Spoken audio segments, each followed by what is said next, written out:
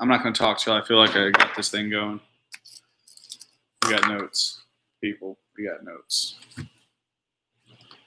All right, we're live. All right, cool. So welcome back to episode 3. Can't believe we're doing 3. So I got to say thank you so much. Hopefully you subscribe to my channel by now. I'm starting to use YouTube as a community a little bit more. I kind of get the vibe of it. So I'll follow you back. I'll subscribe back to you. But subscribe to the channel if you can. Basically, I just talk about stocks that I like, and I don't give any sort of financial advice at all. These aren't, I just offer my perspective. If my perspective helps you make a decision, so be it. But don't make decisions by anything I say. As I tell everybody, don't believe me. Don't listen to me. I'm just a DJ with an iPhone. So pardon my appearance. One of these days I'll get dressed up, and soon it's going to be a green screen. This whole thing is going to be awesome. I can see it in my head. It's going to be like right here will be like the stock symbol that I'm talking about and stuff instead of my broom and my clock. Anyways, so I guess I'm going to start by talking about NIO because I got a lot to say about NIO. NIO is the electric car company from China. And I know anytime I bring up China, people are like, wow, are you sure you want to deal with that, man? I know that there's a whole bunch of trade deals and trade talks going on, but I'm not worried about that. This is a good company. I've watched NIO for a couple, almost 2 months now, honestly. My first really big day of getting a hit on the stock market was with NIO and Nikola. And I woke up one morning, had this epiphany, liquidated all my assets, and then bought NIO and Nikola. And NIO went way up at the time, jumped all the way to like from 12 something to $14 and some odd cents. And Nikola went up way up that day too. And I made a whole bunch of money. And then I was super excited about it, learned how to do a covered call. Well, I've been watching NIO, and it's been floating up and down. It dropped down into the $11 range, and it kind of freaked me out. But there was this huge moment with NIO that I felt solidified my desire to be in the stock market and to do this whole thing, right? So Goldman Sachs had announced, excuse me, that NIO was overvalued, and it was just people hyping it up and this and that. So they listed it as a sell, and it's huge sell-off happens, right? It just so happened that I had just started experimenting with selling puts at the time, and so it kind of burned me. I lost money on it. Really sucked. Really, it wasn't cool at all, and I felt like it was a political move or something, right? Well, turns out the following Monday, Goldman Sachs bought a whole bunch of shares for NIO when they dropped down to $11.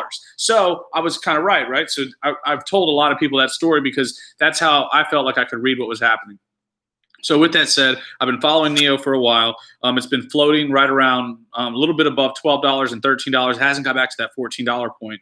So I learned how to do a bull put spread. And in the bull put spread, I basically sold a put at a higher than the current price that I didn't think it would get to, and I bought a put at a lower strike price below the current price. And so I was given a premium for selling the puts, and I paid a premium for buying the puts, and it ends up offsetting. I'll find out tomorrow exactly how the profit all rolled out. So with that said, I'll have 400 shares of NIO going into this week. They have earnings coming up. I know their July deliveries were up. They promised July deliveries would be up. They delivered a whole bunch of cars, and they're not delivering to the U.S. It's a Chinese company that's delivering to European markets and East or West Asia. I'm not really sure who they're delivering to, but clearly they're delivering. And but I know for sure that they are producing cars, and so they're manufacturing, producing. Orders are being put in, and they're delivering vehicles. So that's a good thing.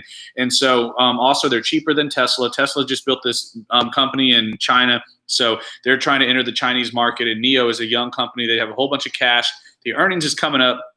And so when the earnings come up this week, I believe it's actually tomorrow, it expects to be up, and if it's up, the price is going to keep going up. If you look at the chart, you can tell that it's kind of gone into this one place, and now it's going to go up again. And if they keep on saying, if they have huge deliveries in August, then so be it.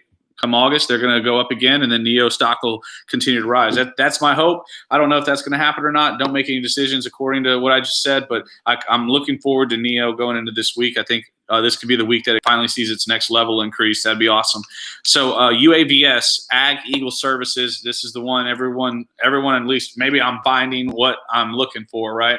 But people are talking about this. This is the drone service. They just trademarked the drone age. And by doing that, it has signaled to people that the Amazon relationship with Ag Eagle is real, but no one knows for sure. No one will answer any questions to confirm or deny it. UAVS has said they have a huge buy with a major major e-commerce company, which that tells most people Amazon.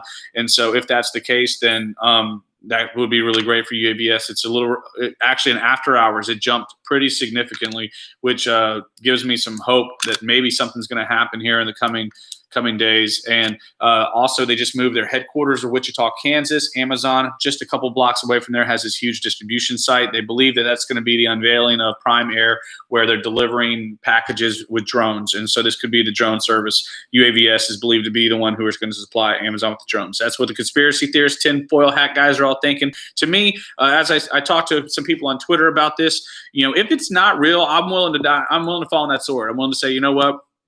I was wrong. We got duped. They got us. But I don't believe we're wrong. I believe we're right. My gut tells me it's right. It would be an incredible head fake if the best thing I heard was this guy says Ag Eagle is going to finally release the news, and they're going to say that now they're just distributing corn as well as hemp seeds or something like that. And while that makes, I hope that doesn't happen. That would suck. But I think it's going to be okay. I think UAVS is going to go up. That would be great. If that so happens, then my 2,000 shares will do really well. So moving on to another one, I'm going to get one more before I get to the crazy penny stock. So XSPA, I've been following XSPA just as long as I've been following NIO, and maybe longer. Back when I had my whole debacle with SHIP and Sea Energy Maritime, I had this, I was believing that SHIP was going to go up, and I was right. It eventually did go up, but it turned out that they may have been a little shady with something. They did this huge reverse split. A bunch of people lost money and are really upset with them. I got out before that happened. Thankfully, I made some good money. I could have made 6,000. I made 4,000. I learned my lesson. Get out when those crazy stocks go up. Get out and take my money. That's all. That's what so telling you that story. So XSPA, I've lost money in XSPA several times because I kept thinking it was the time for it to pop. It did its own reverse split recently.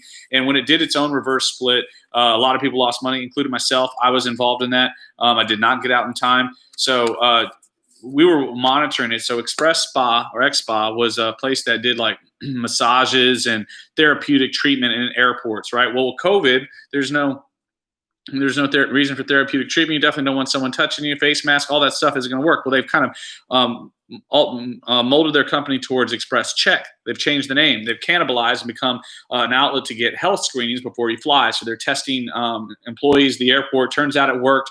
Now they're working with a port in New Jersey, and it appears that they're building a place in LaGuardia. And if all this keeps happening, the price is going to keep going up. It finally started to see the uptick. It jumped from the $3 range up above $4, and it got going pretty good this past week. We made money on XSPA. We made money back. I took most of the profit that I could and rebought some shares to try and just put less money in there right now. I was a little skeptical. Once I see it start to move again, I'm definitely going to buy back into it because I just wanted to wait because it has dropped a little bit since its initial peak. I think it's waiting for a little more news or a little more PR. Then it's going to do that jump to like $4.80, $4.95 range. Then it'll sit there for a little while, then go back to $6. And then eventually when it gets back to the $5.60, $6 range, it'll be closer to where it was.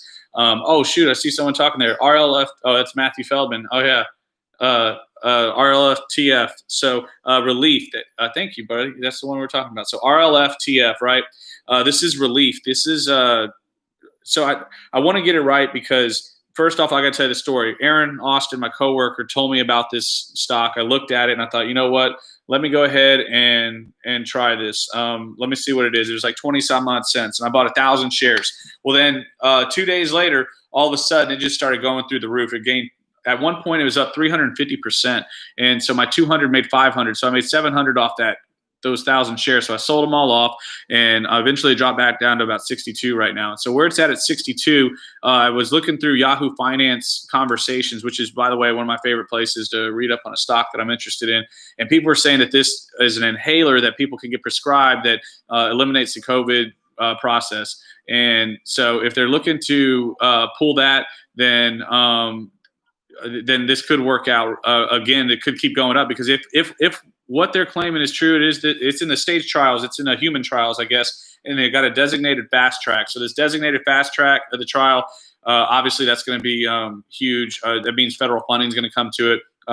So first thing in the morning, I plan on readjusting my funds so that I can go ahead and buy in there. I'm going to buy more than 1,000 shares this time because at 62 cents, you can get several thousand shares for a good price. So I'm probably going to we'll see what we do. Tomorrow morning is going to be interesting, to say the least. So RLFTF, that's which one that's all about.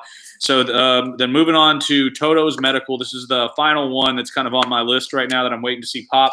I'll be transparent. I have 80,000 shares of it. The point of having so many shares, if it goes to 50 cents, that's going to be huge. They do rapid COVID tests, but they're actually saliva-based, and they announced that they made $550,000 in July. That's how much they made in earnings or whatever, booked on the books, selling their tests around the world. So I anticipate this continuing to go up. If they start to show that sort of income every month and they keep cash invested into the product, I really see this happening. They've completely rearranged their board of directors. Their board of directors are now, they've got global relationship people, they've got pharmaceutical relationship people. A lot of people are in place to help them move products, and especially they acquired AMBS. So by doing that, they have rights to another one of the testing patents that they had. They are given 10% royalties back, but they have the exclusive rights to that test. Excuse me. So I really see another bright future. It's a penny stock. So a lot of people are like, you know what? I don't mess with penny stocks. I really don't like penny stocks. I understand that. I can't say that I'm a big fan of penny stocks either. I know that it's a test. It's a risk, but I mean, the whole thing's kind of a risk. And so I've been in and out of Toto's Medical several times in the last 2 weeks as the price has gone up and down. Not really to turn a profit, more so because I wanted to just reappropriate the funds to help make money in other places, and I just keep coming back to it. It's sort of like this this kind of cat and mouse game that I play, and I'm trying to catch the swing because maybe it doesn't get to $1, but maybe it gets to 50 cents. And with 80,000 shares, that 41-cent increase is going to be really good. So tomorrow, my plan is to see where my contract, see the final result of my bull put spread. I feel like I set my strike price too high, but and it added unnecessary risk, but I got a really great premium for it. So if that's the case, then and depending on how it all shakes out, I'm going to get a good look at what my entire price looks, or what my entire profit loss looks like for the 2 contracts of NIO that I did, or actually it was 4 contracts in NIO. So I'll keep you posted on the next episode. I appreciate everybody watching. Please subscribe to the thing. I'm new to this. I promise that the whole production will get better eventually. If you've watched one video and you go watch the other videos, I appreciate it. Leave a comment, subscribe to the channel, follow me on Twitter. I like to talk about this on Twitter. Sometimes we get good conversations going. It's at King Nick Russo. And thank you so much for watching episode 3. That's a wrap. Appreciate it.